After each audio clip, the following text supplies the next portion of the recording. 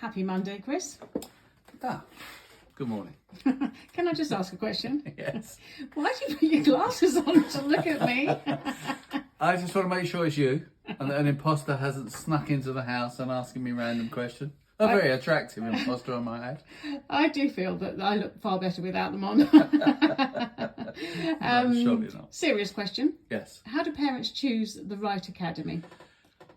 Good question. Well, we have been asked this quite a bit, haven't we? It would be nice to have a choice. That's the thing. To be honest, most parents don't get a choice. An academy will approach them and then they either have to go with that or not.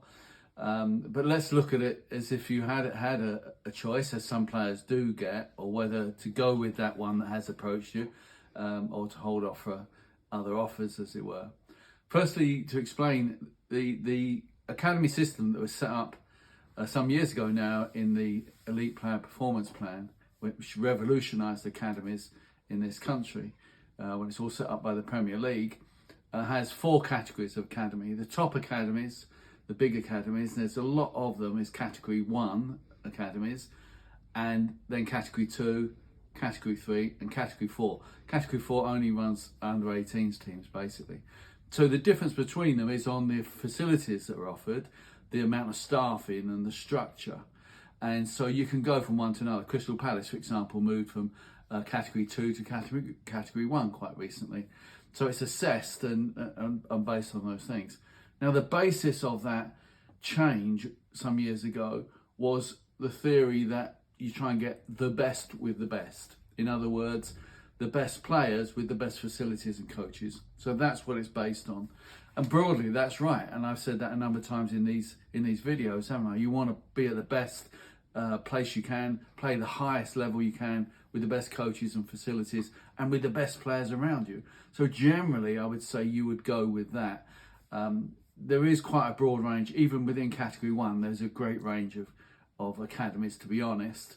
There are some that the really elite academies with great facilities, and the others that still qualify, but they're almost not the same, I would say, in many ways. So what it will come down to, I think, because after all, you don't have a massive choice, because you have to, as I mentioned before, be within certain travelling time.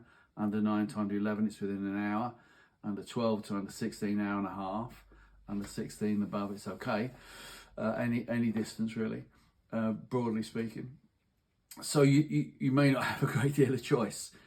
But beyond that, I would say if you do have a choice, it's like picking a school for your kids, you know. You go along and you get a feel for the place, don't you? Who makes you the most welcome? Where do the kids seem to be happiest? You know, where is there a good vibe, a good feeling about the place? It's that instinctive thing as a parent, which you're used to doing with schools, that I think you'd apply for an academy.